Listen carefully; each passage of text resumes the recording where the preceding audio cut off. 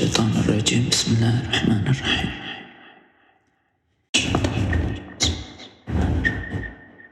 In the name of God, the Lord of mercy, the giver of mercy. God will bring to nothing the deeds of those who disbelieve and bar others from the way of God.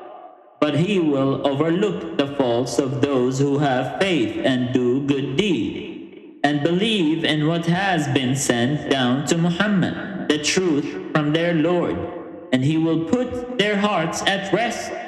This is because the disbelievers follow falsehood, while the believers follow the truth from their Lord. In this way, God shows people their true type.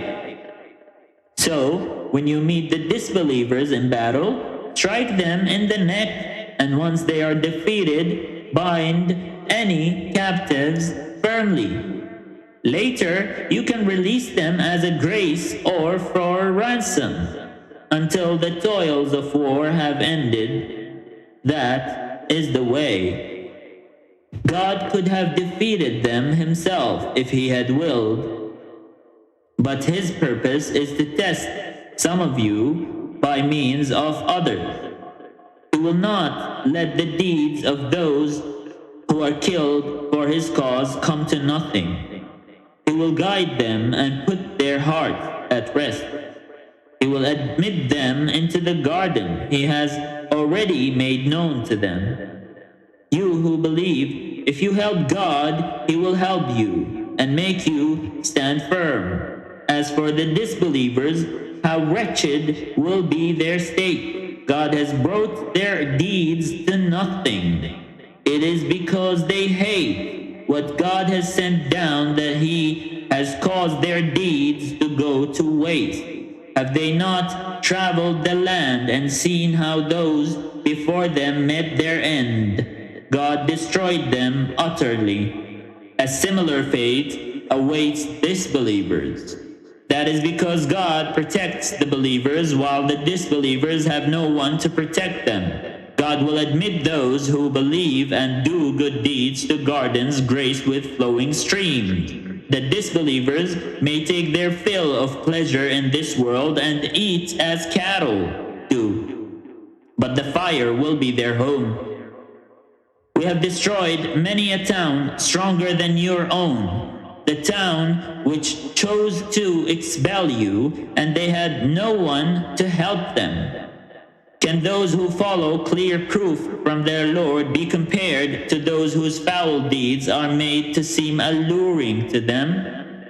Those who follow their own desires, here is a picture of the garden promised to the pious. Rivers of water forever pure, rivers of milk forever fresh, rivers of wine, a delight for those who drink, rivers of honey, clarified and pure, all flow in it. There they will find fruit of every kind, and they will find forgiveness from their Lord. How can this be compared to the fate of those stuck in the fire, given boiling water to drink that tears their bowels? Some of these people listen to you, Prophet, but once they leave your presence, they sneer at those who have been given knowledge, saying, "What was that he just said?" These are the ones whose hearts God has sealed, those who follow their own desires, but God has increased the guidance of those who follow the right path and given them their awareness of him.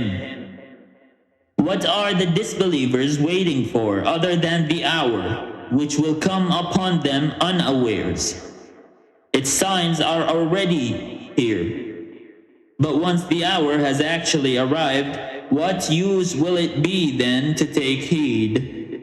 So, Prophet, bear in mind that there is no God but God, and ask forgiveness for your sins and for believing men and women.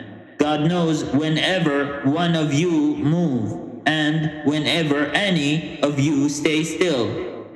Those who believe ask why no surah about fighting has been sent down. Yet, when a decisive surah that mentions fighting is sent down, you can see the sick at heart looking at you, Prophet, and visibly fainting at the prospect of death. Better for them would be obedient and fitting words. Better for them to be true to God when the decision to fight has been made. If you turn away now, could it be that you will go on to spread corruption all over the land and break your ties of kinship?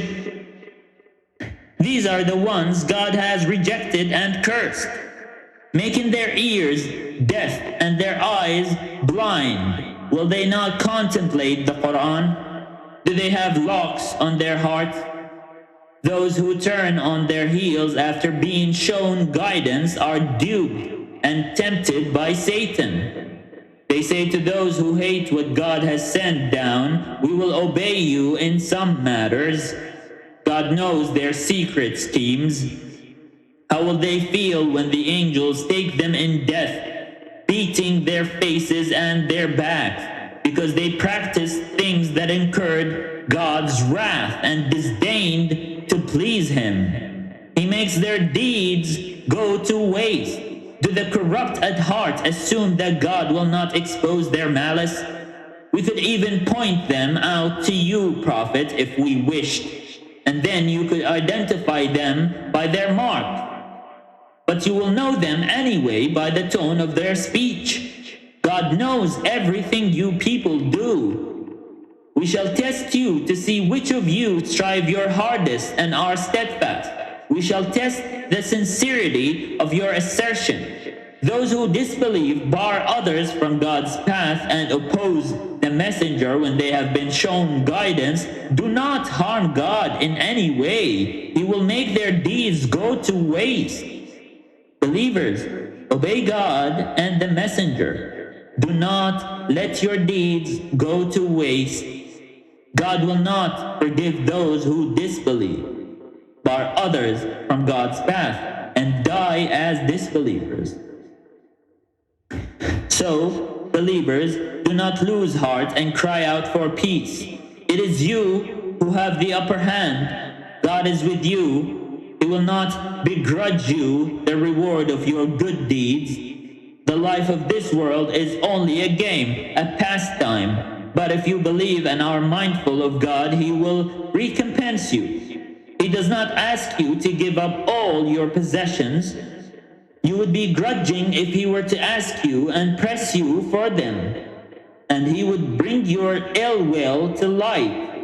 Though now you are called upon to give a little for the sake of God, some of you are grudging. Whoever is grudging is so only towards himself. God has no need, and you are the needy ones. He will substitute other people for you if you turn away, and they will not be like you.